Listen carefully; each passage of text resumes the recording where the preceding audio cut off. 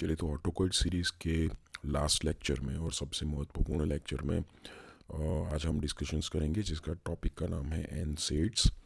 जैसे आप सुन ही सकते हैं कि आवाज़ गला पूरा मेरा बैठा हुआ है और तबीयत बहुत ख़राब है, फिर भी मैं ट्राई कर रहा हूँ कि हो सके तो हम ये सीरीज़ ख़त्म करें और उसके बाद एंडोक्राइन सीरीज़ स्टार्ट करें। तो एनसेड्स ये बहुत इंपॉर्टेंट टॉपिक है, इसके अंदर से काफ़ी सारे क्वेश्चंस पूछे जाते हैं। नॉलेज पॉइंट ऑफ व्यू भी बहुत ज़रूरी है। ये बहुत frequently use over the counter medication है, specially for pain and fever. तो इसलिए इस ग्रुप को पढ़ना बहुत ज़रूरी है। इसमें से काफ़ी सारे long questions, viva questions, short questions, MCQ पूछे जाते हैं।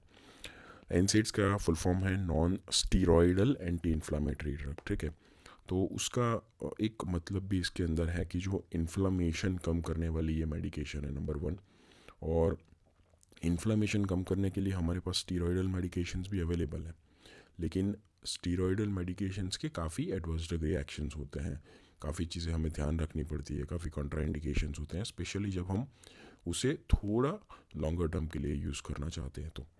तो अगर इन्फ्लामेशन कम करने के लिए हम वो स्टीरॉयडल मेडिकेशन का नहीं यूज़ करना चाहते, तो हमारे पास एक दूसरी मेडिकेशन है जिसका नाम है non steroidal anti inflammatory drugs. तो ये जो मेडिकेशन है मेनली पेन, फीवर और इन्फ्लामेशन तीनों को कंट्रोल करती है। पेन कंट्रोल करने के लिए हमारे पास और भी मेडिकेशंस हैं, जैसे नाम सुना था सेंट्रल नर्वस सिस्टम में जिसका नाम था ओपियोइड मेडिकेशंस।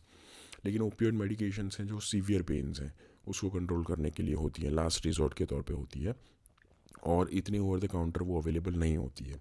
जबकि माइल्ड टू मॉडरेट पेन है तो इसके लिए इस टाइप की नॉन एनसेड्स अवेलेबल होती है ओवर द काउंटर, और उससे हम लोग मैनेज कर सकते हैं। और इन्फ्लामेशन जैसे हमने बात की कि स्टीरॉयडल मेडिकेशंस के अलावा जो और ग्रुप जो इन्फ्लामेशन कम करता है इसमें इनका इन्वॉल्वमेंट होता है। अगर फिर भी इन्फ्लामेशन ज़्यादा है, इससे कंट्रोल नहीं होता, तो फिर हमें स्टीरॉयडल ग्रुप के ऊपर जाना पड़ता है। तो इन्फ्लामेशन समझे, तो इन्फ्लामेशन क्या होता है, क्यों इन्फ्लामेशन होता है, पेन होता है। तो जैसे यहाँ पे आप कॉमनली देख सकते हैं कि किसी भी प्रकार का इन्फेक्शन होता है या फिर टिश्यू इंजरी होता है तो काफ़ी सारे इन्फ्लामेटरी मीडिएटर्स रिलीज होते हैं। ठीक है, और वो जो मीडिएटर्स ऑफ इन्फ्लामेशन होते हैं वे जो हमारे पेन रिसेप्टर्स होते हैं उनको सेंसिटाइज करते हैं नर्व एंडिंग के ऊपर, और जिसकी मदद से हमें पेन, रेडनेस, वहाँ पे इन्फ्लामेशन होना या फिर वाजोडाइलेशन होना, जो सब चीज़ आप पैथोलॉजी में पढ़ सके हैं, साइंस ऑफ इन्फ्लामेशन, वो हमें देखने को मिलता है। वाजोडाइलेशन होना, रेडनेस होना, टेंडरनेस होना।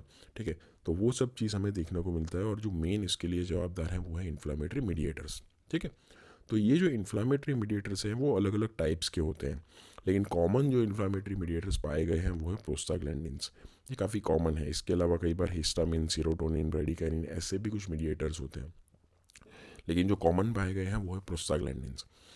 तो पेन इन्फ्लामेशन के साथ जो टेंडरनेस एसोसिएटेड होती है उसके साथ प्रोस्टाग्लैंडिन्स पाए गए हैं, और उसके डेवलपमेंट के लिए जो जवाबदार एंजाइम होता है जिसका नाम है साइक्लोऑक्सीजिनेस, ये हम लोग प्रोस्टाग्लैंडिन सिंथेसिस में पढ़ चुके हैं। तो इस प्रकार से प्रोस्टाग्लैंडिन प्रोडक्शन होता है साइक्लोऑक्सीजिनेस की मदद से, और जिससे पेन और इन्फ्लामेशन होता है। तो अगर हमें इन्फ्लामेशन कंट्रोल करना है तो प्रोस्टाग्लैंडिन का सिंथेसिस हम लोग कम करेंगे, और साइक्लोऑक्सीजिनेस का जो एंजाइम है उसको हम लोग इनहिबिट करेंगे। हमने वहाँ पे भी देखा था, यहाँ पे भी फिर से देख लेते हैं कि साइक्लोऑक्सीजिनेस एंजाइम या फिर कॉक्स एंजाइम जो है वो 3 टाइप के यूजुअली होते हैं। एक होता है कॉक्स 1 एंजाइम जो कॉन्स्टिट्यूशनल होता है, मोर ऑफ ऐसा कह सकते हैं कि फिजियोलॉजिकल फंक्शंस के लिए रिस्पॉन्सिबल होता है, specially GI mucosa, protection of mucosa करने के लिए और किडनी फंक्शंस को मेंटेन करने के लिए। जबकि कॉक्स 2 होता है वो इंड्यूसिबल होता है, वो इस प्रकार के इन्फ्लामेटरी साइट्स के ऊपर इंड्यूस होता है और कुछ कुछ जगह पे कंस्टिट्यूटिव होता है जैसे ब्रेन और किडनी। और एक तीसरा फॉर्म है जिसे कॉक्स 3 भी कहते हैं, वो पेन परसेप्शन और स्पेशली फीवर, ब्रेन के अंदर फीवर के लिए रिस्पॉन्सिबल होता है। तो अगर कॉक्स 3 को इनहिबिट किया जाए तो उससे जो फीवर हम लोग हैं वो कंट्रोल कर सकते हैं, फिर से थर्मोस्टेट को नॉर्मल ला सकते हैं। तो इस प्रकार से प्रोस्टाग्लैंडिन का कुछ प्रोडक्शंस होता है। हमने ऑलरेडी प्रोस्टाग्लैंडिन सिंथेसिस में पाथवे देखा था कि मेम्ब्रेन फॉस्फोलिपिड्स होते हैं, उसमें एराकिडोनिक एसिड की मदद से जो 2 पाथवेज एक्टिवेट होते हैं। एक होता है लॉक्स पाथवे जिसे लाइपोऑक्सीजिनेस पाथवे भी कहते हैं, वो रेस्पिरेटरी सिस्टम्स के साथ ज़्यादा एसोसिएटेड है क्योंकि उसमें काफ़ी ब्रोंकोकंस्ट्रिक्टिंग मीडिएटर्स रिलीज़ होते हैं जिसे ल्यूकोट्रायंस भी कहते हैं। और यहाँ पे जो है वो कॉक्स पाथवे होता है, जैसे यहाँ पे बात की लाइपोऑक्सीजनेस पाथवे है, और हम लोग जो बात कर रहे हैं कॉक्स पाथवे है, ये मेनली टिश्यू इंजरी, इन्फेक्शन और इन्फ्लामेशन प्रोड्यूस करता है। स्टार्ट्स विद टिश्यू इंजरी, और जिसमें कॉक्स 2 जो है वो इंड्यूस होता है इन्फ्लामेटरी साइट्स के ऊपर। बाकी कॉक्स 1 भी होता है, तो कॉक्स 1 कॉक्स 2 दोनों होते हैं।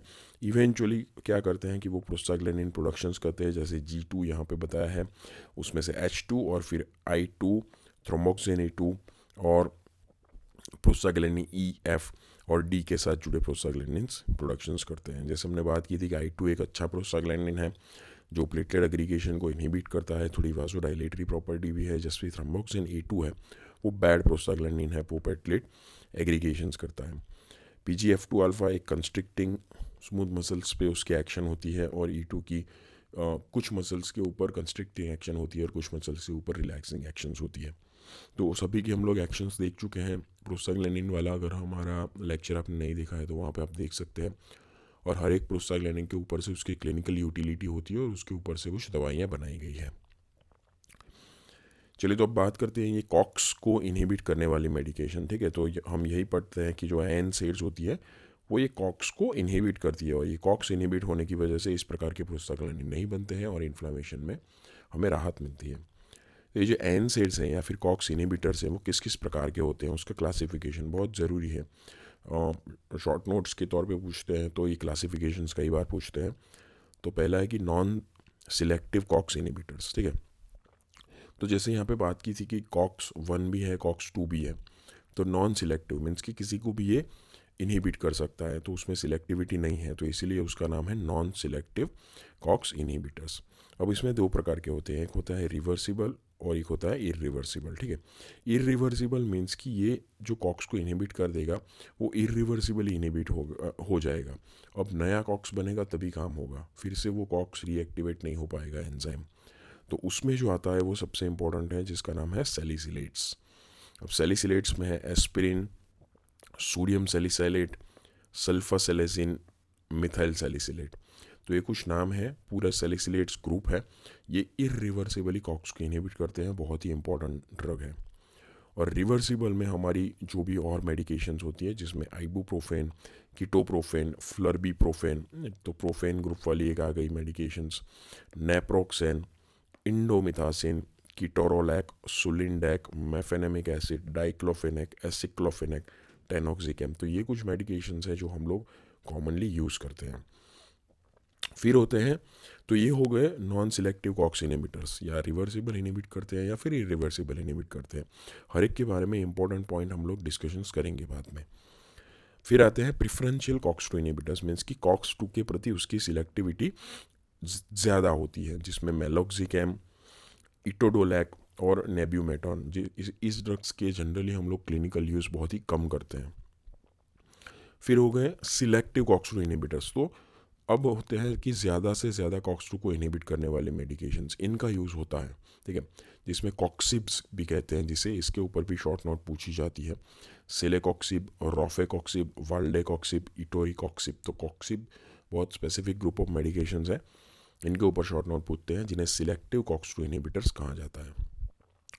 फिर कुछ कॉक्स इनहिबिटर्स होते हैं जिसमें कुछ एडिशनल एंटी इन्फ्लामेटरी या other mode of anti inflammatory action है, जिसका नाम है निमेसुलाइड। स्पोर्ट्स मेडिकेशंस में इंजरी और इन्फ्लामेशन के तौर में बहुत कॉमनली यूज़ होने वाली ये दवाइयाँ हैं। कॉक्स 3 इनहिबिटर मेनली हाइपोथैलेमस के अंदर उस एंजाइम्स को इनहिबिट करते हैं, कॉक्स एंजाइम को, जो फीवर स्पेशली परसेप्शन के लिए बनाया गया है और जिससे हम लोग फीवर कंट्रोल कर सकते हैं, जिसमें पैरासीटामोल एक इम्पॉर्टेंट मेडिकेशन है। और कुछ ऐसे भी एनसेड्स हैं कि जो पीजी सिंथेसिस को इनहिबिट नहीं करते, कुछ अलग ही तरह से काम करते हैं, जिसमें निफोपाम और डायसेरिन भी होता है। लेकिन इन ड्रग्स को हम लोग ज़्यादा नहीं देखेंगे। इन चैप्टर्स में से जो भी ड्रग्स के ऊपर ज़्यादा क्वेश्चंस पूछते हैं उनको हम लोग डिस्कशंस करेंगे, ठीक है। तो चलिए अब एनसेड्स की, या फिर हम लोग कह सकते हैं कि जो कॉक्स इनहिबिटिंग मेडिकेशंस है उसकी फार्माकोलॉजिकल इफ़ेक्ट्स क्या होती हैं, किस प्रकार से वो फार्माकोलॉजिकल एक्शंस क्रिएट करते हैं। तो ये ड्रग्स ऑब्वियसली एक तो एज एन एनाल्जेसिक इफेक्टिव होते हैं, as a pain killer useful होते हैं। इन्फ्लामेशन के साथ साथ जो भी पेन होता है इससे ये बंद करते हैं। और ये सेंट्रल पेन किलर नहीं है। सेंट्रल पेन किलर कौन है? ओपियोइड, जो स्ट्रॉन्गर पेन को कम करते हैं। ये है पेरिफेरल कंपोनेंट। जो इन्फ्लामेटरी मीडिएटर्स रिलीज होने के बाद जो पेरिफेरल नर्व्स होती है उनको सेंसिटाइज करते हैं ये मीडिएटर्स, और जिससे हमें पेन होता है उसको ये बंद करते हैं, ठीक है। सो जो पेन सेंसेशंस होते हैं पेरिफेरल नर्व के साइड पे वो बंद करते हैं। तो इसीलिए इनका यूज़ ज़्यादा से ज़्यादा माइल्ड टू मॉडरेट पेन, जिसे सोमेटिक पेन भी कहा गया है, जैसे मसल के साथ जुड़ा हुआ पेन, जॉइंट, स्किन के साथ जुड़ा हुआ पेन। तो ये सब जो पेरिफेरल कंपोनेंट पेन के होते हैं उसको बंद करने के लिए होता है। बहुत ही इंपॉर्टेंट चीज़ है, ध्यान रखना बहुत ज़रूरी है। सेंट्रल पेन को कम करने के लिए अगेन हमारे पास ओपियोइड्स हैं। स्ट्रॉन्गर पेन, ठीक है, ये स्ट्रॉन्गर पेन के लिए इतने इफेक्टिव नहीं है। दूसरी इफेक्टिव इसकी फार्माकोलॉजिकल एक्शन है वो है as an antipyretic effect, ठीक है। ये जो कॉक्स इनहिबिटर्स है वो एंटी पायरेटिक इफेक्ट प्रोड्यूस करते हैं। कैसे प्रोड्यूस करते हैं? जैसे यहाँ पे लिखा है कि नॉर्मली जो हीट प्रोडक्शन और हीट लॉस होता है वो बैलेंस में होता है, ठीक है। और हमारा जो टेम्परेचर मेंटेन होता है, हाइपोथैलेमस होता है, वो हमारा टेम्परेचर मेंटेन करती है। अब क्या होता है कि जो इन्फ्लामेटरी साइटोकाइंस होते हैं जिसमें से प्रोस्टाग्लैंडिन्स प्रोडक्शंस होता है, यहाँ पे PGE2 का स्पेसिफिकली मेंशन किया गया है हाइपोथैलेमस के अंदर, और वो क्या करते हैं कि जो टेम्परेचर का जो सेट पॉइंट है उसे बढ़ा देते हैं। तो अब हमारे लिए ज़रूरी है कि हम ये PGE2 का प्रोडक्शन है वो कम करें। तो एनसेड्स जो है वे PGE2 का प्रोडक्शंस कम करते हैं, COX-3 एंजाइम को बंद करते हैं, और जो रेस हुआ सेट पॉइंट है उसको फिर से नॉर्मल ला देता है। तो इसीलिए फीवर में कंट्रोल हो जाता है। तो इसे एंटी पायरेटिक मेडिकेशंस कहा जाता है। तो ये मेडिकेशंस जब भी टेम्परेचर हमारा बढ़ता है तो उसे नॉर्मल लाने का काम करता है, लेकिन अगर नॉर्मल पर्सन को दे दिया तो कम नहीं होगा, ठीक है। वो एक चीज़ हमें ध्यान रखना ज़रूरी है। तो इसीलिए यहाँ पे लिखा है कि they do not reduce the normal body temperature. तीसरी और मेन एक्शन है ऑब्वियसली इन्फ्लामेटरी मीडिएटर्स हैं, कम होंगे तो एंटी इन्फ्लामेटरी एक्शंस आएगी, और जिसी की वजह से हम लोग ये चैप्टर पढ़ रहे हैं। तो हर एक एनसेड्स के अंदर अलग अलग लेवल की एंटी इन्फ्लामेटरी एक्शंस है। कुछ एनसेड्स हैं उनकी बहुत स्ट्रॉन्ग एंटी इन्फ्लामेटरी एक्शंस हैं, कुछ की बहुत वीक एंटी इन्फ्लामेटरी एक्शंस है, ठीक है। जैसे मान लीजिए निमेसुलाइड हमने पढ़ा था तो उसकी बहुत ही स्ट्रॉन्ग एंटी इन्फ्लामेटरी एक्शंस है, ठीक। लेकिन जो पैरासीटामोल है, पैरासीटामोल की कंपेरेटिवली एंटी इन्फ्लामेटरी एक्शंस बहुत कम है, ठीक है। Only central anti inflammatory actions, तो बहुत कम एंटी इन्फ्लामेटरी एक्शंस हैं इसकी बहुत ज़्यादा है। तो अलग अलग लेवल के एंटी इन्फ्लामेटरी एक्शंस ये क्रिएट करते हैं। फिर सबसे इंपॉर्टेंट हो गए एंटी प्लेटलेट एक्शन। ये हम लोग पढ़े थे आगे जब प्रोस्टाग्लैंडिन्स के बारे में बात की थी तब भी पढ़े थे, यहाँ पे भी पढ़े थे। सबसे इंपॉर्टेंट क्वेश्चन है ये टॉपिक में से। और जब हम लोग एस्पिरिन पढ़ेंगे तो एस्पिरिन में पढ़ा जाएगा, एस्पिरिन का ही ये सब एक्शन है ऐसा मान लीजिए, क्योंकि एस्पिरिन नॉन सिलेक्टिव कॉक्स को इनहिबिट करता है, इरिवर्सिबली इनहिबिट करता है, आगे हमने देख चुके हैं। तो उससे क्या क्या एक्शंस क्रिएट होती है? ये सब एक्शंस ऑलमोस्ट क्रिएट होती है। एंटी इन्फ्लामेटरी एक्शंस क्रिएट होती है, pain mild to moderate pain control होता है, एंटी पायरेटिक एक्शंस क्रिएट होता है, और अगर लो डोज में दिया जाए तो एंटी प्लेटलेट एक्शंस भी है। तो हमने पूछा था कि क्यों लो डोज एस्पिरिन से एंटी प्लेटलेट एक्शंस क्रिएट होती है। तो हमने बताया था कि प्लेटलेट के ऊपर काम करने वाले दो प्रोस्टाग्लैंडिन हैं। एक प्रोस्टाग्लैंडिन है जो है थ्रोम्बोक्सिन A2 जो प्लेटलेट को एग्रीगेशन करता है, और दूसरा प्रोस्टाग्लैंडिन है वो है PGI2। वो एक्चुअली प्लेटलेट एंटी एग्रीगेटरी है, ठीक है, एग्रीगेशन कम करता है, अच्छा है। लेकिन क्या चीज़ है कि जब भी हम लोग कॉक्स को इनहिबिट करेंगे तो ये दोनों बंद हो जाएंगे। तो सवाल यही आएगा कि सर दोनों बंद हो रहे हैं, एंटी प्लेटलेट एग्रीगेटरी एक्शंस भी बंद हो रही है और प्लेटलेट एग्रीगेटरी एक्शंस भी बंद हो रही है, तो इवेंचुअली कोई फ़र्क नहीं पड़ेगा। लेकिन ऐसा नहीं है। क्यों? देखते हैं। क्योंकि जैसे हमने बात की थी कि जब भी हम लोग लो डोज के अंदर एस्पिरिन देते हैं तो सबसे पहले क्या होता है कि उसका फर्स्ट पास मेटाबॉलिज्म होता है, और उससे इवेंचुअली फर्स्ट वो पोर्टल सर्कुलेशन के अंदर एक्सपोज होता है प्लेटलेट्स के साथ। तो प्लेटलेट्स के साथ एक्सपोज होता है तो प्लेटलेट के अंदर ये जो थ्रोम्बोक्सिन A2 का प्रोडक्शन है, ये थ्रोम्बोक्सिन A2 का प्रोडक्शन कम करेगा, ठीक है। तो अब क्या होगा कि थ्रोम्बोक्सिन A2 का प्रोडक्शन कम हो गया, हमारे लिए अच्छा है। अब कम डोज हैं, और वही कम डोज में वो एक्सपोज होगा फिर आर्टेरियल सर्कुलेशन के अंदर, और आर्टेरियल सर्कुलेशंस के अंदर जो आर्टरीज हैं उसका जो एंडोथेलियम है वहाँ पे एक्सपोज होगा और वहाँ के अंदर प्रोडक्शन होता है PgI2 का। तो PgI2 का प्रोडक्शन यहाँ पे होता है। तो अब यहाँ पे बहुत ही कम डोज बाकी बचा हुआ है, वो यहाँ पे एक्सपोज होगा और PgI2 प्रोडक्शन बंद होगा। ठीक है, तो ज़्यादा कम होगा थ्रोम्बोक्सिन A2 का प्रोडक्शन कंपेरेटिवली तो PgI2। पॉइंट नंबर 2 कि जो प्लेटलेट्स होते हैं उनमें न्यूक्लियाई नहीं होता है, और तो इसीलिए अब जो ये थ्रोम्बोक्सिन A2 का प्रोडक्शन बंद हो गया है, एस्पिरिन ऑब्वियसली हमें पता है कि इरिवर्सिबली कॉक्स इनहिबिट करती है, तो जो बंद हो गया वो इरिवर्सिबली बंद हो गया है। तो अब थ्रोम्बोक्सिन A2 बनाने के लिए नए प्लेटलेट्स बनने ज़रूरी हैं, उनमें से ही बन पाएंगे। तो नए प्लेटलेट बनने के लिए लाइफ स्पैन उसका 7 डेज होता है, तो बहुत टाइम लग जाएगा। ठीक है, जबकि एंडोथेलियम है वो अपना PgI2 खुद से बना सकते हैं, तो फिर से PgI2 का प्रोडक्शन स्टार्ट हो सकता है। ठीक है, जबकि ऐसा प्लेटलेट्स में नहीं हो पाता। तो इसीलिए इवेंचुअली की सिचुएशन ये होती है कि थ्रोम्बोक्सिन A2 का लेवल है वो ज़्यादा गिरता है कंपेरेटिवली PgI2 के कंपैरिजन में थ्रोम्बोक्सिन A2 का लेवल ज़्यादा गिरता है, और जिससे एंटी प्लेटलेट एग्रीगेटरी इफेक्ट हमें देखने को मिलती है। तो यही लिखा है कि प्लेटलेट में न्यूक्लियाई नहीं होते हैं, लाइफ स्पैन 7 दिन का होता है, और एंडोथेलियम में न्यूक्लियाई होते हैं जिससे PgI2 का प्रोडक्शन कंटिन्यूस होता रहता है। तो ज़्यादा थ्रोम्बोक्सिन A2 का प्रोडक्शन कम होता है, इसलिए एंटी प्लेटलेट एग्रीगेटरी एक्शंस देखने को मिलती है, और वो जो बेनिफिट करती है हमें मायोकार्डियल इन्फार्क्शंस स्पेशली प्रिवेंशंस के लिए ये यूज़ होता है। इससे ब्लीडिंग टाइम बढ़ता है। महत्वपूर्ण चीज़ ये है, obviously anti platelet aggregatory positive actions भी है, लेकिन ब्लीडिंग टाइम बढ़ता है। तो इसलिए अगर कोई पेशेंट सर्जरी के अंदर जा रहा है तो उसे हमें ध्यान रखना चाहिए। तो इसलिए 7 दिन के पहले अगर किसी भी सर्जिकल प्रोसीजर के अंदर पेशेंट जा रहा है तो 7 दिन के पहले हमें एस्पिरिन बंद कर देना पड़ेगा। तो ये भी एक क्वेश्चन है, हम लोग पूछते हैं कई बार एग्ज़ाम में। चलिए, और एक चीज़ है जहाँ पे एस्पिरिन का इफेक्टिवनेस है या फिर एनसिड्स का इफेक्टिवनेस है, वो है एक टाइप का पेन ही है जिसे डिस्मेनोरिया कहते हैं। तो डिस्मेनोरिया जो मेंस्ट्रुएशंस के साथ जुड़ा हुआ पेन है। क्यों होता है ये पेन? क्योंकि प्रोस्टाग्लैंडिन प्रोडक्शंस बहुत हो जाता है, और ये जो प्रोस्टाग्लैंडिन्स हैं वो यूट्राइन कंट्रैक्शंस करवाते हैं। तो ये जो यूट्रस के मसल्स होते हैं, ऐसे क्रिस क्रॉस मसल्स होते हैं, उसके अंदर ब्लड वेसल्स यहाँ पे होती है।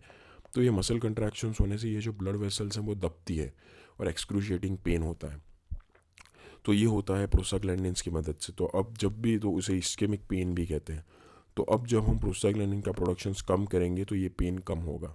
तो ये कम करने के लिए अच्छी मेडिकेशंस हैं एनसेड्स, और इसमें भी स्पेसिफिक मेडिकेशंस यूज़ की जाती है, वो है मेफेनेमिक एसिड। चलिए, अब जीआई के ऊपर पढ़ते हैं कि जीआई के ऊपर इस प्रकार का कॉक्स इनहिबिशंस करने से क्या होता है। क्योंकि जैसे हमें पता है कि जीआई के अंदर एक कंस्टिट्यूटिव एंजाइम्स है, फिजियोलॉजिकल फंक्शंस के लिए जवाबदार है, पीजी सिंथेसिस के लिए जवाबदार है, जिसका नाम है कॉक्स। तो कॉक्स एंजाइम है वो प्रोस्टाग्लैंडिन प्रोडक्शंस करता है, और यहाँ पे प्रोस्टाग्लैंडिन अच्छे हैं, बेटर है। क्यों?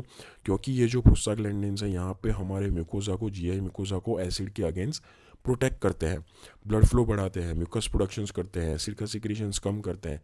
तो हमारे जीआई में बैलेंस एक क्रिएट करते हैं। बहुत अग्रेसिव एसिड हो जाएगा तो अल्सर हो जाएगा, तो उससे प्रोटेक्ट करने का पूरा एनवायरनमेंट क्रिएट करते हैं कौन? ये प्रोस्टाग्लैंडिन्स।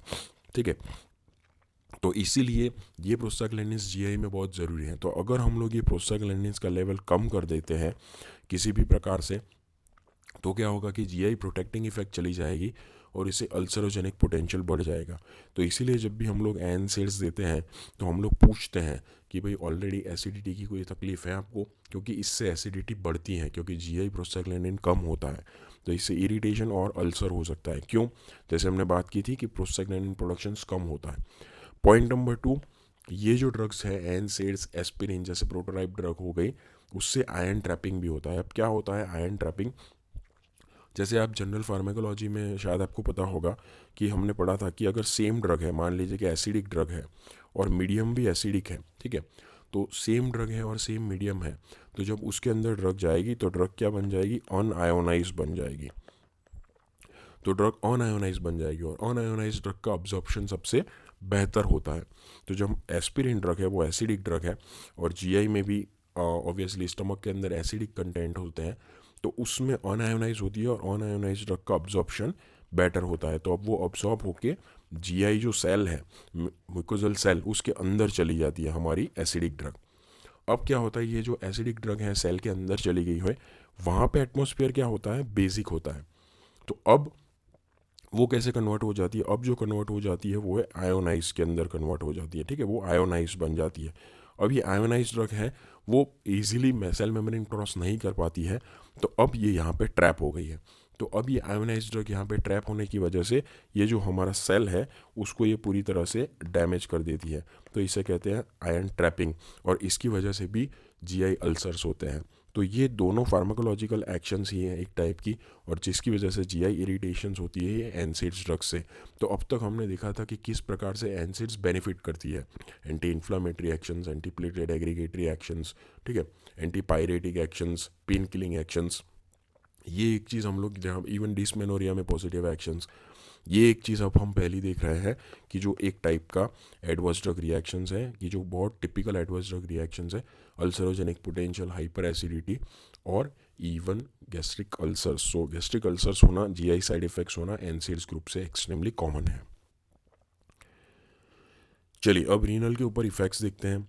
तो जैसे हमने बात की थी, यहाँ पे लिखा हुआ है कि एनसेड्स से यूजुअली नॉर्मल हेल्दी इंडिविजुअल्स में ज़्यादा रीनल इफेक्ट्स प्रोड्यूस नहीं होते हैं, लेकिन जब CHF वाले पेशेंट्स हैं या ऑलरेडी कोई रीनल डिसफंक्शन है या फिर कि लीवर में कुछ प्रॉब्लम्स हैं, तो ऐसे हाइपोवोलेमिक पेशेंट्स के अंदर रीनल परफ्यूजन कम होता है ऑलरेडी और लो सोडियम होता है।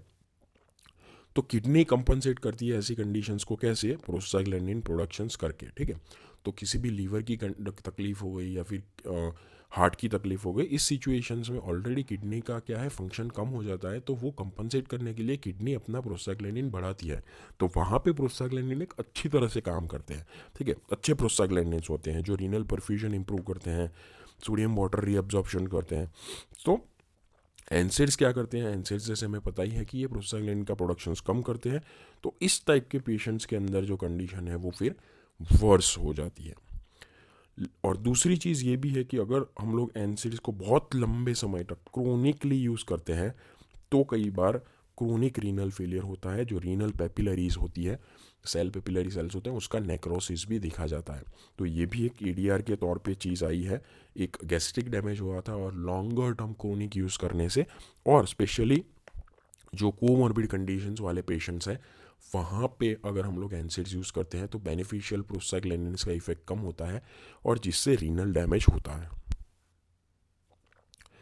चलिए अब देखते हैं डक्टस आर्टेरियोस के ऊपर इफेक्ट। ये हम लोग जब प्रोस्टाग्लैंडिन पढ़ रहे थे तब हमने पढ़ा था, फिर से यहाँ पे हम लोग रिवाइज करते हैं कि प्रोस्टाग्लैंडिन्स, आपको दो चीज़ें ही याद रखनी है कि प्रोस्टाग्लैंडिन क्या करते हैं कि जो डक्टस आर्टेरियोसस है उसकी पेटेंसी को मेंटेन करते हैं, ठीक है। पेटेंसी को मेंटेन रखना कब ज़रूरी है, जब इंट्रायूट्राइन लाइफ हो तब। तो इंट्रायूट्राइन लाइफ के दौरान प्रोस्टाग्लैंडिन पेटेंसी को मेंटेन रखने का काम करते हैं, अच्छी बात है। और जब बर्थ हो जाता है बेबी का तो उसके बाद वो प्रोस्टाग्लैंडिन प्रोडक्शन अब कम हो जाता है और जिससे ऑटोमेटिकली बर्थ के बाद जो डक्टस आर्टेरियोसस है वो बंद हो जाता है। लेकिन कुछ केसेस में अगर पेटेंट रह जाए, बाहर आने के बाद भी, बेबी बाहर आने के बाद भी पेटेंट रह जाए, तो उसे बंद कैसे किया जाता है, उसे बंद करने के लिए हम लोग ये जो प्रोस्टाग्लैंडिन का प्रोडक्शन है कम करना पड़ेगा। और कम कैसे कर सकते हैं, एनसेड्स की मदद से। तो उस केसेस में हम लोग एनसेड्स देते हैं जो प्रोस्टाग्लैंडिन का प्रोडक्शन कम करते हैं, जिससे अच्छे से ये क्लोजर हो सके। अगर एनसेड्स को प्रेगनेंसी में दे दिया तो क्या होगा, अगर एनसेड्स को प्रेगनेंसी में दे दिया तो प्रेगनेंसी में प्रोस्टाग्लैंडिन प्रोडक्शन बंद हो जाएगा और ये जो पेटेंसी रहनी चाहिए इंट्रायूट्राइन लाइफ में वो नहीं रहेगी, तो प्री मैच्योर क्लोजर हो जाता है, वो भी एक ख़राब सिचुएशन है। तो प्रेगनेंसी में एनसेड्स एब्सोल्यूट कॉन्ट्राइंडिकेटेड है, लेकिन बच्चा बाहर आया और उसके बाद भी डक्टस आर्टेरियोसिस बंद नहीं हुआ है तो as a utility point of view हम लोग एनसेड्स का यूज़ कर सकते हैं। अब देखते हैं लीवर के ऊपर क्या इफेक्ट होता है प्रोस्टाग्लैंडिन का। जैसे हमने बात की थी कि प्रोस्टाग्लैंडिन क्या करते हैं कि यूट्राइन कंट्रैक्शंस बढ़ाते हैं। तो जब भी लेबर होने वाला होता है उसके थोड़े टाइम पहले प्रोस्टाग्लैंडिन, लोकल प्रोस्टाग्लैंडिन का सिंथेसिस बढ़ जाता है। तो इससे क्या करते हैं, वो हेल्प करते हैं यूट्राइन कंट्रैक्शंस करने का। तो अगर मान लीजिए कि एनसेड्स दे दिया जाए एट द फुल टर्म, कि जो प्रोस्टाग्लैंडिन का प्रोडक्शंस कम करते हैं, तो फुल टर्म के ऊपर जब भी हमें ज़रूरत होती है अगर उस टाइम पे एनसेड्स दे दिए जाए तो वो प्रोलॉन्ग करता है लेबर को, तो लंबा खींचता है लेबर। और बिफोर द फुल टर्म दे दिया जाए तो प्री मैच्योर लेबर को कम कर सकते हैं। तो डिपेंड अपॉन द सिचुएशन और द टाइम हम लोग ये एनसेड्स का यूज़ करके प्रोस्टाग्लैंडिन का लेवल मॉड्यूलेट कर सकते हैं और उसका क्लिनिकल इफेक्ट्स हम लोग पा सकते हैं। लास्टली होता है हाइपर सेंसिटिविटी रिएक्शंस। एस्पिरिन जैसी ड्रग्स हो गई जिससे हाइपर सेंसिटिविटी रिएक्शंस बहुत ही कॉमन है, क्योंकि जैसे हमने बात की थी कि जो दो पाथवेज होते हैं, एक होता है कॉक्स पाथवे, दूसरा होता है लॉक्स पाथवे। तो एस्पिरिन क्या करती है कि कॉक्स पाथवे को इनहिबिट करती है, ठीक है। तो उससे क्या होता है कि जो प्रोडक्शन है वो लॉक्स पाथवे की तरफ बढ़ जाता है और ल्यूकोट्राइन का प्रोडक्शन बढ़ जाता है और इससे अस्थमा का अटैक काफ़ी बढ़ जाता है। तो इसीलिए माना गया है कि एस्पिरिन जैसी ड्रग से काफ़ी अस्थमेटिक अटैक्स आते हैं और काफ़ी एलर्जिक रिएक्शंस भी कॉमन है, जिसमें अस्थमा, राइनाइटिस, अर्टिकेरिया होना ऐसा कॉमन है। तो ये भी एक एडीआर के तौर पे चीज़ है। तो एडीआर के तौर पे भी हमें काफ़ी फार्माकोलॉजिकल एक्शन समझने को मिली है। तो यहाँ पे पूरा समराइज़ करते हैं कि जो एस्पिरिन है या तो फिर ये जो जनरलाइज कॉक्स इनहिबिटिंग ड्रग्स हैं, एनसेड्स हैं, उससे किस प्रकार की एक्शंस क्रिएट होती है। तो अगर बेनिफिशियल एक्शंस देखें तो as an analgesic, pain killer, mild to moderate peripheral pain, antipyretic, fever कम करने के लिए, anti inflammatory, depending upon the किस टाइप का इन्फ्लामेटरी कंडीशंस है, किस लेवल का इन्फ्लामेटरी कंट्रोल हमें देखने को मिलता है, और डिसमेनोरिया, पेनफुल मेंस्ट्रुएशंस। तो ये कुछ पॉजिटिव इफेक्ट्स हैं, थेराप्यूटिक यूजिक्स है। ईडीआर भी देखने को मिले हैं। ईडीआर कौन कौन से देखने को मिले हैं? जीआई साइड इफेक्ट्स, जैसे हमें देखा आयरन ट्रैपिंग हो जाता है या फिर लोकल प्रोस्टाग्लैंडिन बंद हो जाता है, डिफेंड मैकेनिज्म बंद हो जाता है। Renal side effect, specially comorbid condition है तो, और क्रोनिक यूज़ है तो, और हाइपर सेंसिटिविटी रिएक्शन, अस्थमा जैसी चीज़ एस्पिरिन से बहुत कॉमन है। तो ये हो गए उसके नेगेटिव इफेक्ट्स। और पॉजिटिव इफेक्ट भी है और नेगेटिव इफेक्ट दोनों भी है, किस प्रकार से हम उसे किस सिचुएशन में यूज़ करते हैं। तो जैसे हो गया एंटी प्लेटलेट एक्शंस, तो अगर एमआई को प्रिवेंट करना है, एंटी प्लेटलेट एक्शंस है, तो हम पॉजिटिव यूज़ कर सकते हैं। लेकिन उसी टाइम हमें याद रखना चाहिए कि सर्जरी के 7 दिन पहले हमें बंद करना है, अदरवाइज़ बहुत ब्लीडिंग हो जाएगा, ठीक है। डक्टस आर्टेरिया से उसको बंद करना है, तो उस प्रकार से बर्थ के बाद अगर पेटेंट रह गया है तो हम दे सकते हैं, लेकिन सेम वे हम लोग प्रेगनेंसी में दे देते हैं तो वो कॉन्ट्रा इंडिकेशन है, सिचुएशंस ख़राब होगी। सेम वे लेबर के दौरान किस टाइम पे हमें देना है, अगर फुल टर्म के ऊपर हमने दे दिया, ऑलरेडी अब जो इंड्यूस हो रहा है वो नहीं होगा, लंबा खींच जाएगा। लेकिन पहले अगर हमें प्री टर्म लेबर को प्रिवेंट करना है तो वहाँ पे वो बेनिफिशियल है। तो इस प्रकार के एस्पिरिन के इफ़ेक्ट्स हैं जो हमने नटशेल अब यहाँ पे डिस्कशंस किए हैं। चलिए, तो अभी जो एस्पिरिन या तो फिर एनसेड्स के जो फार्माकोलॉजिकल एक्शंस देखने के बाद हम जाएंगे वन बाय वन ड्रग्स की ओर। तो पहले सैलिसाइलेट ग्रुप्स को कवर करते हैं। सैलिसाइलेट ग्रुप में जैसे हमने बात की थी कि 4 मेन ड्रग होती हैं और एक जो प्रोटोटाइप ड्रग होती है वो है एस्पिरिन। एस्पिरिन का दूसरा नाम है एसिटाइल सैलिसिलिक एसिड। दूसरी भी सैलिसाइलेट्स ग्रुप में ड्रग्स होती हैं जिसमें सोडियम सैलिसिलेट, सल्फासेलेजिन, ऑलसेलेजिन और मिथाइल सैलिसिलेट ड्रग्स का भी इन्वॉल्वमेंट होता है।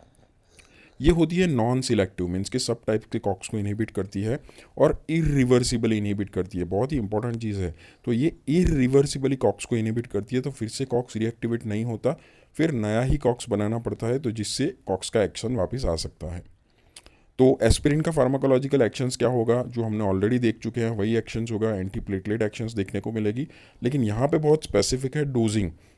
तो आप देखिए कि डोज जो है वो कम है, तो लो डोज के ऊपर 75 टू 150 का डोज जो है उसके ऊपर आपको एंटी प्लेटलेट एक्शन देखने को मिलेगी। क्यों मिलेगी, हमने डिस्कशंस कर लिया है। एनाल्जेसिक एक्शंस नॉर्मल डोज के ऊपर 600 to 1200 milligram daily. Antipyretic actions भी सेम डोज पे मिलेगी। एंटी इन्फ्लामेटरी एक्शंस के लिए आपको डोज बढ़ाना पड़ेगा और वो 3 टू 5 ग्राम डेली तक ले जाना पड़ सकता है। डिसमेनोरिया भी ऐसा एनाल्जेसिक एक्शंस में ही हम लोग कवर करते हैं। नेगेटिव इफेक्ट्स में इससे जीआई इफेक्ट्स होता है और रीनल साइड इफेक्ट्स होता है, स्पेशली जो ऑर्गन और भी ऑर्गन अफेक्टेड होते हैं। तो एस्पिरिन का यूरिक एसिड एक्सक्रीशन के ऊपर भी काम है, लेकिन ये डोज रिलेटेड काम होता है। जैसे 2 ग्राम से कम डोज देते हैं, यूजुअली हम लोग यही डोज यूज़ करते हैं, तो उसमें यूरिक एसिड का रिटेंशन होता है, तो गाउट के लिए अच्छा नहीं है। हायर डोज देते हैं बहुत, 2 टू 5 ग्राम्स डेली, तो वेरिएबल एक्शन है, लेकिन 5 ग्राम से ज़्यादा अगर डोज देते हैं तो ही उसका एक्सक्रीशन होता है, वो बहुत ज़्यादा डोज है। तो इसीलिए as an uric acid excretion clinically ज़्यादा यूज़फुलनेस इसका नहीं है। ये ध्यान रखना ज़रूरी है कि 2 ग्राम से यूजुअली कम ही डोज देते हैं डेली में, उससे यूरिक रिटेंशन हो सकता है। सो गाउट वाले पेशेंट्स में इसीलिए एस्पिरिन ज़्यादा सूटेबल नहीं है। फिर हाइपोप्रोथ्रोम्बिनीमिया, अगर 5 ग्राम से ज़्यादा डोज दे, अगेन एन अनरियलिस्टिक चीज़ है, तो विटामिन के का लेवल कम हो सकता है। और वो रिवर्स कर सकते हैं हम विटामिन के दे के। लेकिन फिर भी एक याद रख सकते हैं कि हाइपोप्रोथ्रोम्बिनेमिया ऐसे होता है। रेस्पिरेटरी सिस्टम के ऊपर एक्शंस, रेस्पिरेटरी सिस्टम के ऊपर एक्शन इंटरेस्टिंग है, क्योंकि जब भी उसका पॉइजनिंग होता है तब हमें पता चलता है कि उससे इवेंचुअली क्या एक्शंस डेवलप होता है। जैसे मान लीजिए कि पॉइजनिंग के केस में 5 ग्राम से डेली चला गया, तो अब क्या होगा कि पेशेंट हाइपर वेंटिलेशन के अंदर चला जाएगा, और जिससे इंक्रीज CO2 प्रोडक्शन होता है और increase sensitivity of respiratory to CO2 होता है। ठीक है, सो हाइपर वेंटिलेशन होता है, CO2 प्रोडक्शन बहुत हो जाता है, और 8 ग्राम से ऊपर चला गया तो फिर क्या होता है कि फिर रेस्पिरेटरी सप्रेशन होने लगता है, पेशेंट रेस्पिरेटरी सप्रेशन में चला जाता है और अब होता है हाइपोवेंटिलेशन। ठीक है, तो वो याद रखना ज़रूरी है कि पहले हाइपर वेंटिलेशन वाले फेज में जाता है, इनिशियल पार्ट ऑफ टॉक्सिसिटी के अंदर रेस्पिरेटरी रेट बढ़ता है और कार्बन डाइऑक्साइड वॉश आउट होता है, एंड इवेंचुअली जो है वो रेस्पिरेटरी सप्रेशन में जाता है और हाइपोवेंटिलेशन के फेज में जाता है। तो उसके साथ एसिड बेस बैलेंस भी अफेक्ट होता है। जैसे हमने बात किया था कि नॉर्मल डोजेस पे कोई अफेक्ट नहीं है, 5 ग्राम डेली से बढ़ता है तो हाइपर वेंटिलेशन होता है। हाइपर वेंटिलेशन की वजह से क्या होता है, ज़्यादा से ज़्यादा कार्बन डाइऑक्साइड बाहर निकलता है, और कार्बन डाइऑक्साइड के साथ जुड़ा होता है H+, ऑलवेज याद रखें। तो वो बाहर निकलता है, और वो बाहर निकलने की वजह से अब रेस्पिरेटरी अल्कलोसिस होता है। ठीक है, तो ये इनिशियल स्टेज होता है वो रेस्पिरेटरी अल्कलोसिस। अब ये रेस्पिरेटरी अल्कलोसिस को कंपनसेट करने के लिए किडनी क्या करती है कि जो भी बाइकार्बोनेट है उसे बाहर निकालने का ट्राई करती है। तो किडनी ट्राई करती है कि किसी भी प्रकार से हम लोग जो अल्कलोसिस बढ़ गया है उसे कम करें, तो बाइकार्बोनेट को बाहर निकाल देती है। अब फिर भी डोज को कंट्रोल नहीं किया गया, डोज का लेवल बढ़ गया, 10 ग्राम से ज़्यादा हो गया, तो अब जैसे हमने बात की थी कि पेशेंट हाइपो वेंटिलेशंस के अंदर जाएगा। हाइपो वेंटिलेशंस के अंदर जाएगा तो अब CO2 रिटेन होगा। ठीक है, अंदर के अंदर CO2 भरा रहेगा, और जैसे H+ के साथ एसोसिएटेड है तो एसिडिक एनवायरनमेंट होगा, तो अब होगा रेस्पिरेटरी एसिडोसिस। अब रेस्पिरेटरी एसिडोसिस होगा, तो अब कंपनसेट कैसे करेंगे। अब कंपनसेट करने के लिए हमारे पास बाइकार्बोनेट तो है नहीं, जो भी बाइकार्बोनेट था किडनी ने एक्सक्रीट कर दिया था, तो अब हमारे पास एसिडोसिस को कंपनसेट करने के लिए कोई बाइकार्बोनेट नहीं बचा है। तो ये रेस्पिरेटरी एसिडोसिस बढ़ता जाएगा, and eventually it will get converted to metabolic acidosis. Eventually important चीज़ ये है कि एस्पिरिन एक एसिडिक ग्रुप ऑफ मेडिकेशंस है, and eventually it leads to metabolic acidosis. So इस प्रकार से ग्रेजुअली डेवलपमेंट ऑफ एसिडोसिस होता है। सो पॉइजनिंग 10 ग्राम से डेली अगर डोज हो जाता है तो पॉइजनिंग में जाता है। Hyper ventilation and excessive sweating through urine, loss of sodium, potassium and bicarbonate. अभी एस्पिरिन का फार्माकोकाइनेटिक देख लेते हैं। तो जैसे हमने बात की थी कि अब्जॉर्प्शंस के अंदर एस्पिरिन एसिडिक इन नेचर है, तो एसिडिक जो भी ड्रग होती है वो अगर एसिडिक मीडियम में जाती है तो वो बन जाती है अनआयोनाइज्ड, और अनआयोनाइज्ड ड्रग का जो अब्जॉर्प्शन है वो अच्छे से होता है। तो फिर से जैसे हमने बात की थी कि वो म्यूकस सेल्स के अंदर जाके फिर वहाँ पर ट्रैप हो जाती है, क्योंकि अब जो एनवायरनमेंट है वो बेसिक हो जाता है, तो जिसे आयन ट्रैपिंग कहते हैं। ये एक चीज़ अब्जॉर्प्शन के अंदर इंपॉर्टेंट चीज़ है। दूसरी चीज़ इंपॉर्टेंट है एक्सक्रीशंस। ठीक है, ये जो इसके मेटाबोलाइट है एस्पिरिन के, वो प्रॉक्सिमल कन्वोल्यूटेड ट्यूब्यूल के अंदर ग्लोमेरुलर फिल्ट्रेशन से एंटर होते हैं, और रीअब्जॉर्प्शन अगर एसिडिक एनवायरनमेंट बनाया जाए, एसिडिक एनवायरनमेंट के अंदर इनका रीअब्जॉर्प्शन है वो अच्छा होता है। ठीक है, तो अगर यूरिन को अल्कलाइन कर दिया जाए, अगर पॉइजनिंग है, ठीक है, तो वो क्या हो जाएगा, अनआयोनाइज हो जाएगा और रीअब्जॉर्प्शन कम होगा। अगर आप नहीं समझे तो फिर से समझाता हूँ। एस्पिरिन एक एसिडिक ड्रग है, मान लीजिए उसका पॉइजनिंग हो गया है, और तो हमें ड्रग हमारे यूरिन को कैसा बनाना चाहिए, अल्कलाइन बनाना चाहिए या एसिडिक बनाना चाहिए। तो आंसर इज अल्कलाइन बनाना चाहिए, मीन्स के बेसिक बनाना चाहिए। क्यों, क्योंकि एसिडिक ड्रग है, बेसिक एटमॉस्फेयर है, तो ड्रग क्या बन जाएगी, आयोनाइज बन जाएगी, और आयोनाइज ड्रग का अब्जॉर्प्शन क्या होगा, उसका अब्जॉर्प्शन कम होगा, तो उसका रीअब्जॉर्प्शन कम होगा और किडनी में से बाहर निकल जाएगी। तो इसलिए अल्कलाइनाइजेशन ऑफ यूरिन बहुत ज़रूरी है जब भी एसिडिक ड्रग का पॉइजनिंग हो, जैसे एस्पिरिन हो गया या फिर बारबिचुरेट्स हो गया, तो वो एक चीज़ क्लिनिकली इंपॉर्टेंट है। यूजेस एज एन एनाल्जेसिक, जैसे हमने बात किया था कि माइल्ड मॉडरेट पेन है, जैसे हेड एक, बैक एक, टूथ एक, माइल्ड या डिस्मेनोरिया, उसमें हम लोग दे सकते हैं एस्पिरिन। लेकिन अब एस्पिरिन से बेहतर ड्रग अवेलेबल हैं, क्योंकि GI साइड इफ़ेक्ट्स होती है, क्योंकि किडनीज के ऊपर ज़्यादा टॉक्सिसिटी होती है, हमारे पास बेहतर ड्रग अवेलेबल हैं कम टॉक्सिसिटी वाली, तो हम लोग वो प्रीफर करते हैं। एंटीपायरेटिक अगेन फीवर को कंट्रोल करता है, नॉर्मल में कम नहीं करता है, लेकिन आप याद रखें कि not effective in fever due to heat stroke. Heat stroke हो जाने की वजह से जो फीवर होता है वो अलग, उसमें अलग ट्रीटमेंट होती है। तो उस फीवर को कंट्रोल नहीं करता है, इन्फेक्शन या फिर इन्फ्लामेशन के साथ जुड़े हुए फीवर को ही कंट्रोल करता है। 12 साल से छोटे बच्चे के अंदर अगर वायरल फीवर है तो उसमें अवॉइड करें, अदरवाइज रेस सिंड्रोम होने के चांसेस होते हैं। ये कई बार एमसीक्यू के अंदर पूछते हैं, तो ऑलवेज आप ध्यान रखें, ठीक है। तो एस्पिरिन को अवॉइड करें, कोई भी वायरल इन्फेक्शन हो तो ऐसा कहते हैं कि ऑलमोस्ट सभी एनसेड्स को अवॉइड करें। वायरल इन्फेक्शंस में हो सके तो सिर्फ एक पैरासीटामोल ही देना चाहिए। एंटीप्लेटलेट इफेक्ट है, जैसे हमने बात की थी कि लो डोज के ऊपर काम करती है, अनस्टेबल एंजाइना वाले पेशेंट्स हैं या फिर पोस्ट एमआई और स्ट्रोक वाले पेशेंट्स में ये बेनिफिट होती है as an preventive measures. Anti inflammatory के तौर पे जो इन्फ्लामेटरी कंडीशंस है, रोमेटोड आर्थराइटिस, ऑस्टियोआर्थराइटिस या फिर स्पॉन्डिलाइटिस, उसमें यूज़ होता है। डक्टस आर्टेरियोसिस के क्लोजर में यूज़ होता है। ऑल्दो ये उसके यूजेस हैं, क्लिनिकली अब ज़्यादा यूज़ नहीं होती है क्योंकि जैसे हमने बात की बेहतर ड्रग अवेलेबल है, फिर भी अगर शॉर्ट नोट है तो आप लिखेंगे इसको। अदर अनकॉमन यूजेस भी हैं, जैसे ये कुछ ऐसे यूजेस हैं जो over the period of time develop किए गए हैं थ्रू डिफरेंट रिसर्चेस, ठीक है। जैसे हो गया प्रेगनेंसी इंड्यूस हाइपरटेंशन, ऐसा माना जाता है कि प्री एक्लेम्पशिया के प्रोफाइलेक्सिस में इसका बेहतर रोल है। एक अभी और भी एक रिसर्च पेपर निकल के आया है कि कोलोरेक्टल कैंसर्स जो है उसको ये प्रिवेंट करता है। एस्पिरिन कोलोरेक्टल कैंसर्स में प्रिवेंशन में पार्ट लेता है। Same way familial colonic polyposis जो है उसमें भी एज अच्छे से काम करता है। अल्जाइमर डिसीज के प्रिवेंशन में भी इसका रोल निकला है। कैटरेक्ट प्रोग्रेशन भी स्लो डाउन करता है। और एक इम्पॉर्टेंट यूजेस है कि निएसिन इंड्यूस फ्लशेस, जब भी हम लोग निएसिन लेते हैं तो प्रोस्टाग्लैंडिन रिलीज होता है और उसकी वजह से रेडनेस हो जाती है, फ्लशिंग हो जाता है, तो उसके भी कम करने के लिए ये जो एस्पिरिन है यूज़फुल है, ये प्रोस्टाग्लैंडिन का लेवल कम करती है।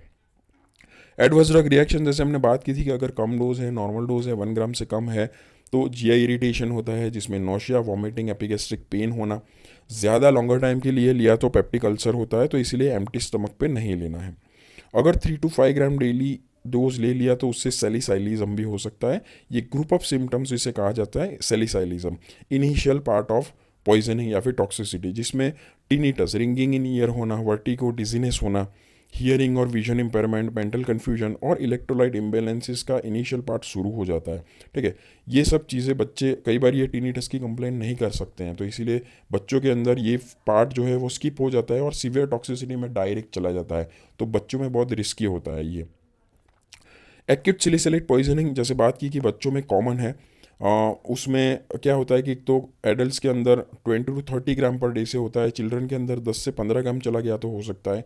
और जैसे हमने बात की कि इनिशियल फेज़ बच्चे कंप्लेनिंग नहीं कर पाते हैं, तो इसीलिए वो डायरेक्टली सीवियर टॉक्सिसिटी वाले फेज़ में चले जाते हैं।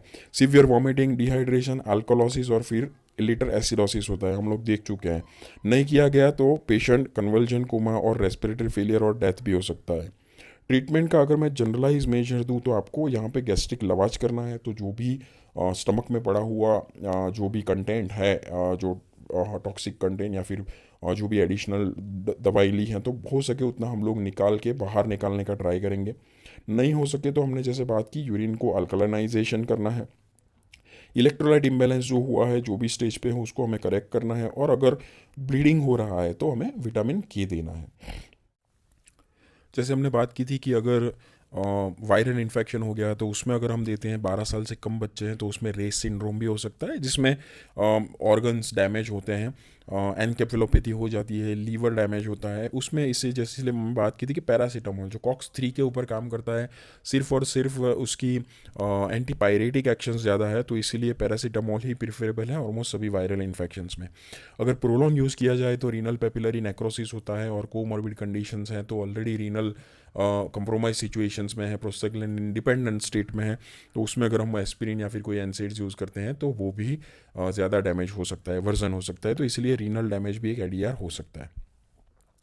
तो ये कुछ रहे प्रिकॉशंस एंड कंट्राइंडिकेशंस कि अगर पेप्टिक अल्सर हैं तो एस्पिरिन का यूज़ ना करें, ब्लीडिंग कंडीशंस बढ़ सकती हैं। ऑलरेडी वो ब्लीडिंग भी करवाता है और जीआई डैमेज भी करवाता है, दो चीज़ें। 12 साल से कम बच्चों में वायरल इन्फेक्शन है, रेस सिंड्रोम हो सकता है। एस्पिरिन से काफ़ी केसेस ऑफ ब्रोंकियल अस्थमा हुए हैं, प्रेसिपिटेट हुए हैं, क्योंकि ल्यूकोट्राइन प्रोडक्शंस वो बढ़ाता है कंपनसेटरी। हाइपर सेंसिटिविटी रिएक्शंस हो सकते हैं। सर्जरी में जाता है तो एटलीस्ट 7 दिन के पहले एस्पिरिन को बंद करना चाहिए। ब्लीडिंग डिसऑर्डर्स बढ़ता है, विटामिन के लेवल ऊपर ध्यान रखना है, नहीं है तो हमें देना है एडिशनली। ऑलरेडी कोई ऑर्गन प्रॉब्लम है, CHF है, किडनी डिसीज़ है, तो ऑलरेडी किडनी के ऊपर ज़्यादा लोड आ सकता है। गाउट के अंदर नहीं देना है क्योंकि उससे यूरेट जो है वो रिटेंशन होता है, और लीवर डिसीज़ है तो भी नहीं देना है क्योंकि उसका मेटाबॉलिज्म लीवर के थ्रू ही होता है। इंटरेक्शंस क्या हो सकते हैं? एक इंटरेक्शंस के अंदर ध्यान रखें आप कि डिस्प्लेसमेंट रिएक्शंस हो सकता है। जो भी प्लाज्मा प्रोटीन बाइंडिंग वाली ड्रग्स हैं, जैसे फेनिटोइन हो गई या फिर वॉरफेरिन हो गई, ऑलरेडी ये ड्रग्स दोनों हैं वो कंपैरेटिवली लोअर सेफ्टी मार्जिन वाली ड्रग है, तो उनके साथ डिस्प्लेसमेंट रिएक्शंस होते हैं तो उनकी टॉक्सिसिटी होने का चांसेस बहुत रहता है। तो फेनिटोइन जैसी एंटी एपिलेप्टिक या फिर वॉरफेरिन एंटीकोएगुलेंट ड्रग है, उससे ब्लीडिंग का चांसेस बढ़ सकता है। एस्पिरिन क्या करता है कि जो डायूरेटिक एक्शंस है, फ्यूरोसेमाइड और थायासेमाइड, हम हमारे CVS वाले चैप्टर में पढ़ चुके हैं कि जो प्रोस्टाग्लैंडिन डिपेंडेंट एक्शंस भी क्रिएट करते हैं, जो यूरिन का लेवल बढ़ाते हैं या फिर नेट्री यूरिया करते हैं, ठीक है, जो सोडियम का भी लॉस करते हैं या फिर वाटर लॉस करते हैं, तो वो एक्शन पीजीज डिपेंडेंट होती है, प्रोस्टाग्लैंडिन डिपेंडेंट होती है। एस्पिरिन वो पीजीज को इनहिबिट करते हैं, तो इससे उनकी एक्शंस के ऊपर भी फर्क पड़ता है, उनकी एक्शंस भी अटेन्यूएट होती है। और प्रोबेन एसिड की जो यूरिकोस यूरिक एक्शन है, प्रोबेन एसिड की जो यूरिक एक्शन है उसको ही ये ब्लॉक करता है। तो ये कुछ ड्रग इंटरेक्शन है, उसके अंदर ध्यान रखना ज़रूरी है। कौन कौन सी दूसरी अब सैलिसिलेट ग्रुप की ड्रग हैं? जैसे हमने बात की थी कि सैलिसिलेट ग्रुप जो है उसमें और भी कुछ ड्रग्स हैं, जैसे सैलिसाइलेट्स है, उस वो कीरेटोलाइटिक एजेंट्स की तरह हम लोग लोकली यूज़ करते हैं। कॉन्स एंड वाट स्किन की कंडीशन हो गई, इसमें हम लोग ज़्यादा डिटेल में नहीं जाएंगे। मिथाइल सैलिसैलेट्स है, काउंटर रिटर्न्स की तरह जो भी बाम्स होते हैं उसके अंदर ये मिथाइल सैलिसैलेट एक कंपोनेंट होता है। काउंटर रिटर्न मीन्स कि वो एक इरिटेशन प्रोड्यूस करता है जिससे जो मेन पेन किलिंग, जो deep pain killing effect create होती है।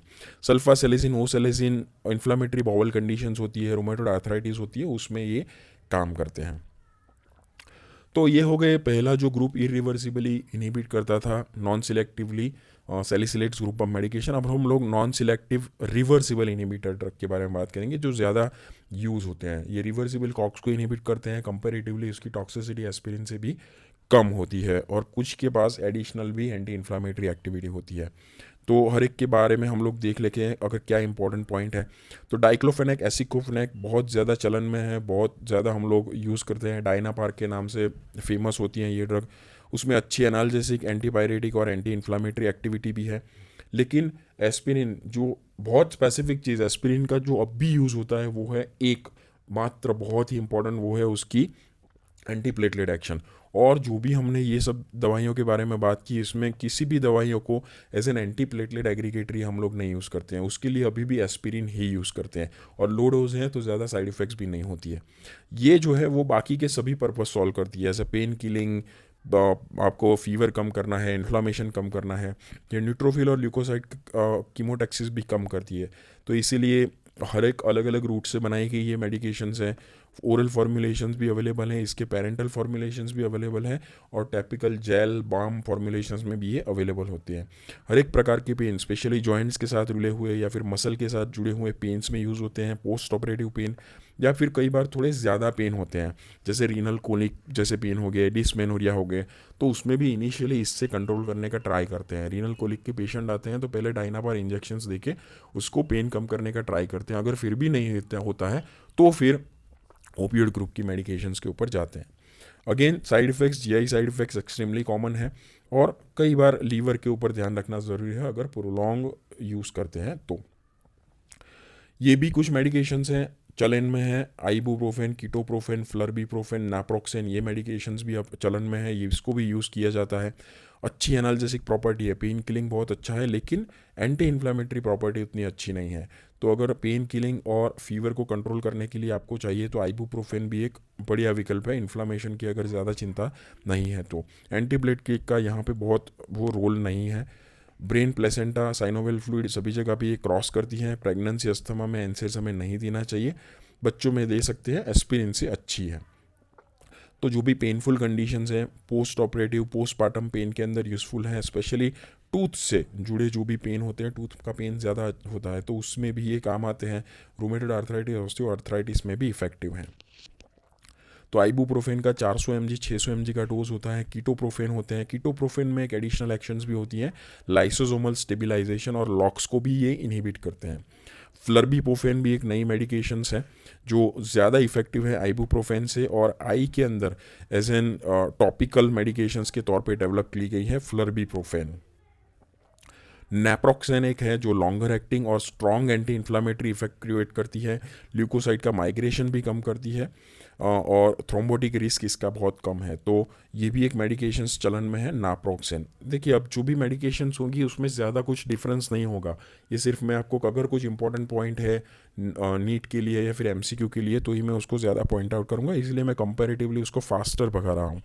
तो पायरोक्सिकैम टेनोक्सिकैम जो इंपॉर्टेंट पॉइंट है ये है कि ये लॉन्गर एक्टिंग है, ठीक है।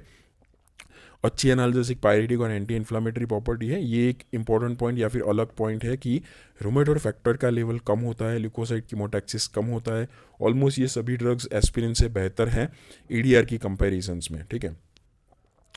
इंडोमेथासिन अब ये ज़्यादा यूज़ नहीं होता, कुछ बार ऑर्थोपेडिक्स ये इसको यूज़ करते हैं क्योंकि इसकी एंटी इन्फ्लामेटरी प्रॉपर्टी बहुत स्ट्रांग होती है, ठीक है। तो कई बार ऐसा होता है कि इन्फ्लामेशन कंट्रोल में नहीं आता, स्पोर्ट्स इंजरी होती है, हम कहीं से गिर जाते हैं, जॉइंट पेन होता है या इनिशियल पार्ट में जॉइंट इन्फ्लामेशन होता है, तो अगर नॉर्मली आइबुप्रोफेन या कोई दूसरी ड्रग से नहीं होता है तो उस टाइप पे फिजिशियंस या फिर ऑर्थोपेडिशियंस ये इंडोमेथासिन अब भी यूज़ करते हैं, अक्यूट गाउट में भी यूज़ करते हैं, इन्फ्लामेशन अच्छे से कम होता है।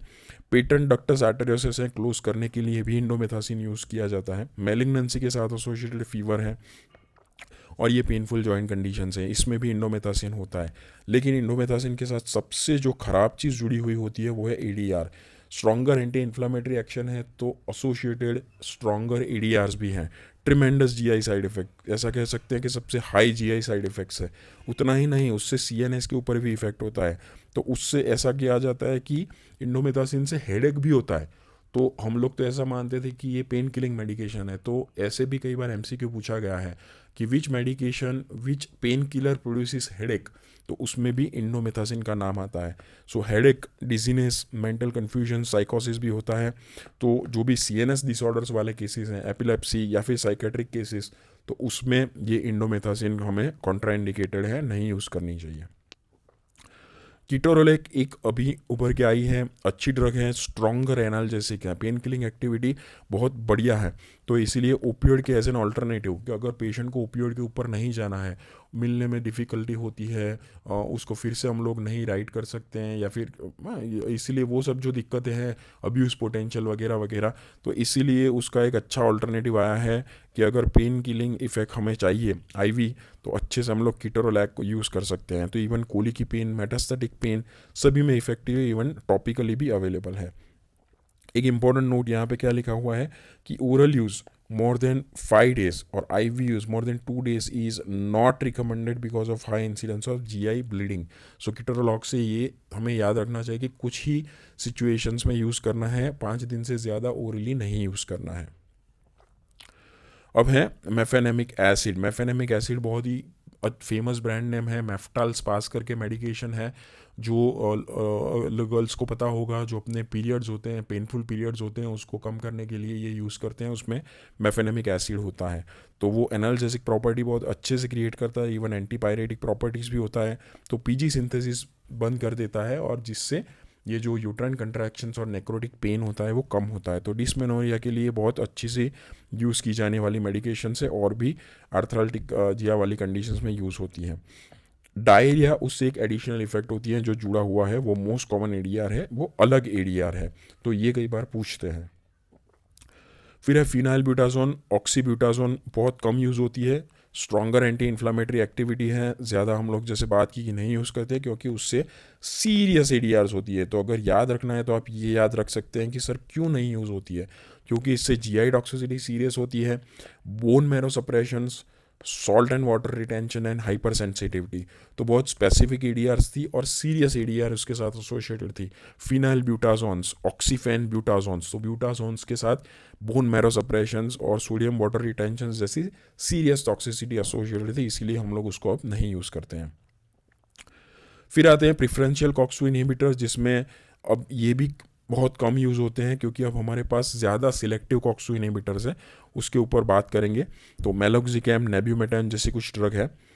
तो सिलेक्टिव कॉक्स-2 इनहिबिटर्स के जाने से पहले एक और ड्रग के बारे में बात करते हैं जो है निमेसुलाइड। ये भी काफ़ी यूज़ होती है स्पोर्ट्स मेडिसिन या फिर इंजरी के अंदर। ये निमेसुलाइड यूज़फुल है, anti inflammatory, anti pyretic, analgesic सब एक्टिविटी है। विक पीजी सिंथेसिस इनिबिशंस करता है, लेकिन इसमें क्या है कि एडिशनल एक्टिविटी है। ये एमसीक्यू में पूछते हैं कि निमेसुलाइड के अंदर क्या एडिशनल एक्टिविटी है कि जो इन्फ्लामेशन कंट्रोल करती है। ये एंटी इन्फ्लामेटरी एक्शंस क्रिएट करती है, टीएनएफ अल्फा। सो टीएनएफ अल्फा को इनहिबिट करती है, प्लेटलेट एक्टिवेटिंग फैक्टर को इनहिबिट करती है, फ्री रेडिकल जनरेशन जो भी इन्फ्लामेटरी साइट के ऊपर होता है, या फिर ऐसे कुछ एंजाइम्स, मेटालोप्रोटीन जैसे एंजाइम्स जो कार्टिलेज को डैमेज करते हैं, जॉइंट डैमेज करते हैं, तो उन सबको ये इनहिबिट करके एंटी इन्फ्लामेटरी एक्शंस क्रिएट करती है। तो इसीलिए कहते हैं कि used when other NSAIDs are not effective और इनटॉलरेंट, तो दूसरे एनसेड्स की इफेक्टिवनेस नहीं आ जाती है तो निमेसुलाइड का यूज़ करते हैं। इवन अस्थमा वाले पेशेंट्स हैं जिसमें एस्पिरिन जैसी कुछ दवाइयाँ नहीं यूज़ कर सकते, उसमें भी निमेसुलाइड यूज़ कर सकते हैं क्योंकि अलग मैकेनिज्म से ये काम करती है, टिपिकल कॉक्स वाले मैकेनिज्म से नहीं काम करती है। जीआई साइड इफ़ेक्ट्स भी कंपैरेटिवली कम है, लेकिन जो चीज़ के ऊपर हमें ध्यान रखना है वो है ये हेपेटिक डैमेज हो सकता है और ए ग्रेनुलोसाइटोसिस हो सकता है। 12 साल से कम बच्चों में नहीं दिया जाता। तो लीवर फंक्शन और बोन मैरो के ऊपर हमें ध्यान रखना है। अगर लॉन्गर टाइम के लिए लेना है, थोड़े बहुत दिन के लिए लेना है तो चलेगा। तो वो था निमेसुलाइड। ठीक है, निमेसुलाइड काफ़ी जेल्स फॉर्म में अवेलेबल है, स्प्रे फॉर्म में टॉपिकली अवेलेबल होते हैं, ओरली भी देते हैं। चलिए, अब ये जो पार्ट है ये आपको कई बार शॉर्ट नोट के तौर पे पूछेंगे, एमसीक्यू पूछेंगे। बहुत ही ऐसा कहा जाता है कि मोस्ट इंपॉर्टेंट पार्ट है, वो है सिलेक्टिव कॉक्स-2 इनहिबिटर। जैसे नाम कहते हैं कि सिलेक्टिवली कॉक्स-2 को ही इनहिबिट करते हैं। नाम क्या है? Coxib, सिलेकॉक्सिब, परेकॉक्सिब and इटोरिकॉक्सिब। तो पहले क्यों ज़रूरत पड़ी कि सिलेक्टिवली कॉक्स-2 को ही इनहिबिट करें? मीन्स कि नॉन सिलेक्टिव ड्रग्स में ऐसा क्या प्रॉब्लम होता था कि सिलेक्टिव के ऊपर जाना पड़ा? तो हम लोग जनरलाइज लॉजिकली ही देख सकते हैं कि जो नॉन सिलेक्टिव ड्रग्स थी उसमें जो मेन प्रॉब्लम था वो जीआई टॉक्सिसिटी, किडनी टॉक्सिसिटी है। वो लॉन्ग टर्म लेने से ये ज़्यादा प्रॉब्लम होता था। एस्पिरिन लेने से कई केसेस में अस्थमा हो जाता था, कई केसेस में ब्लीडिंग टेंडेंसीज हो जाती थी। तो ये सब जो चीज़ें हैं ये नेगेटिव थी नॉन सिलेक्टिव की, है जीआई साइड इफेक्ट। तो ये सब चीज़ों को ओवरकम करने के लिए उन्होंने ऐसा सोचा कि हम सिर्फ कॉक्स-2 को ही इनहिबिट करते हैं जो इन्फ्लामेशन के दौरान मेन काम करता है। तो हम ऐसी दवाइयाँ बनाते हैं कि कॉक्स-2 को ही इनहिबिट करें, तो उससे जीआई साइड इफेक्ट्स कम होती है, अस्थमा वस्थमा प्रेसिपिटेट होने का चांसेस नहीं होता है और ब्लीडिंग टेंडेंसी नहीं होती। लेकिन जब उन्होंने बनाई उसके बाद उन्होंने उसके ऊपर वॉच रखा, फार्माकोविजिलेंस एक्टिविटी हुई, तो उन्हें काफ़ी सारे सीरियस एडवर्स ड्रग रिएक्शंस मिले और उनमें से एक था कार्डियोवैस्कुलर थ्रोम्बोटिक इवेंट्स। उससे थ्रोम्बोटिक इवेंट्स बहुत ही कॉमन थी, उसमें मायोकार्डियल इन्फार्क्शन होना, स्ट्रोक होना, इसके इंसिडेंस बढ़े। और उसका रीज़न ये माना जाता है कि लॉन्ग टर्म जब उसका यूज़ होता है तब ये PGI2 का लेवल ज़्यादा कम करते हैं कंपेरेटिवली थ्रोम्बोक्सिन A2। तो ये PGI2 का लेवल जो ज़्यादा कम कर देते हैं, जो अच्छा प्रोस्टाग्लैंडिन है इवेंचुअली, तो इससे जो थ्रोम्बोक्सिन A2 प्रिडोमिनेंट हो जाता है और जिससे प्लेटलेट एग्रीगेशन होता है और थ्रोम्बोटिक इवेंट्स होती है।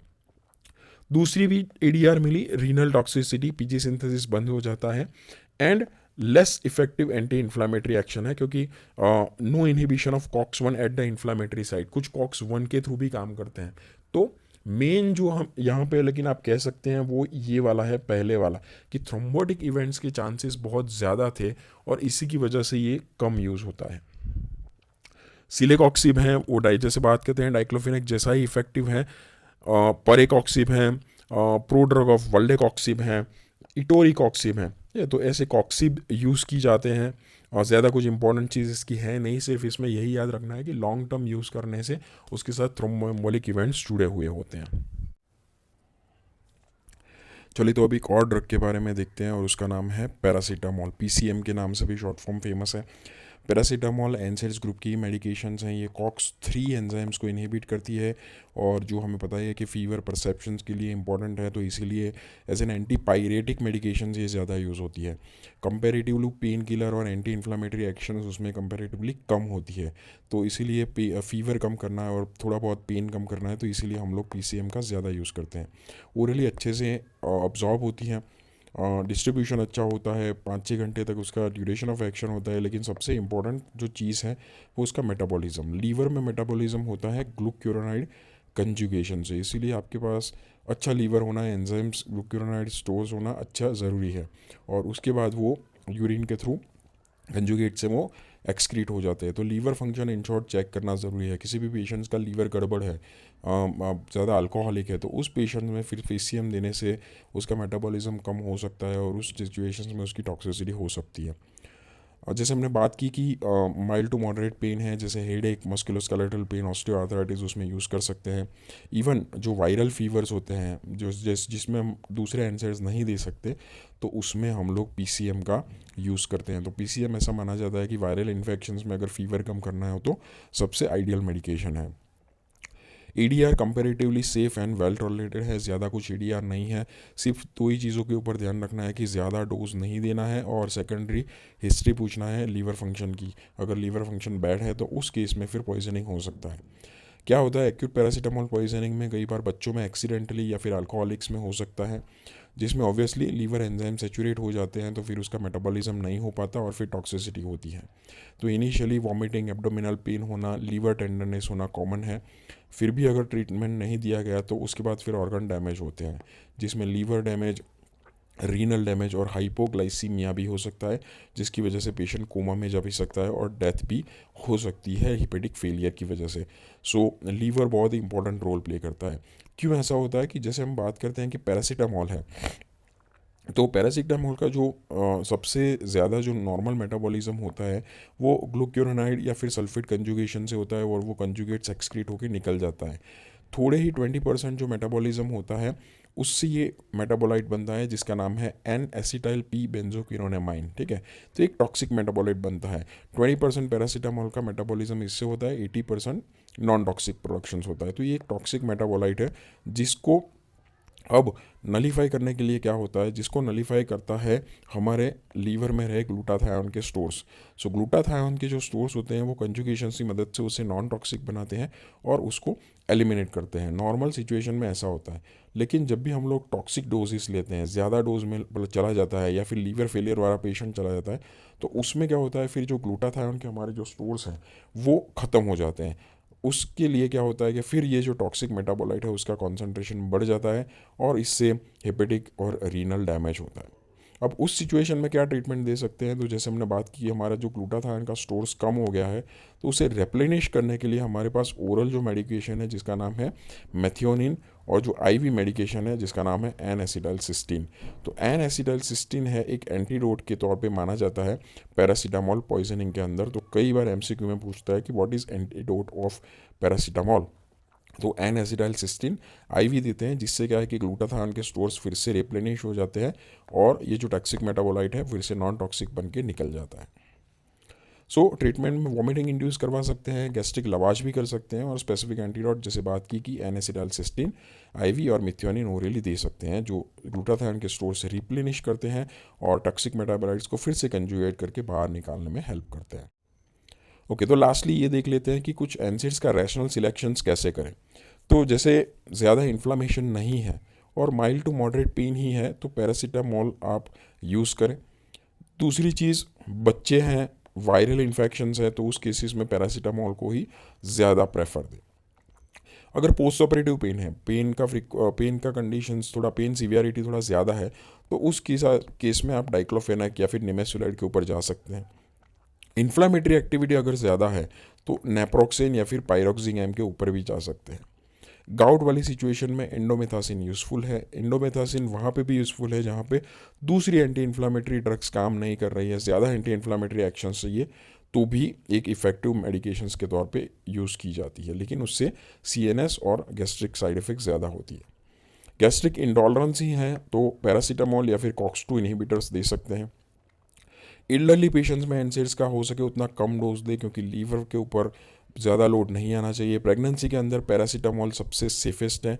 लो डोज में एस्पिरिन जो है एज एन एंटीप्लेटलेट एग्रीगेटरी यूज़ कर सकते हैं। ब्रोंकियल अस्थमा वाला किसी से तो एस्पिरिन तो ना ही यूज़ करें। उसके अंदर निमेसुलाइड आप यूज़ कर सकते हैं और कॉक्सीब यूज़ कर सकते हैं, क्योंकि दोनों अलग मैकेनिज्म से काम करते थे। तो ये था हमारा पूरा चैप्टर एनसीएड्स के ऊपर।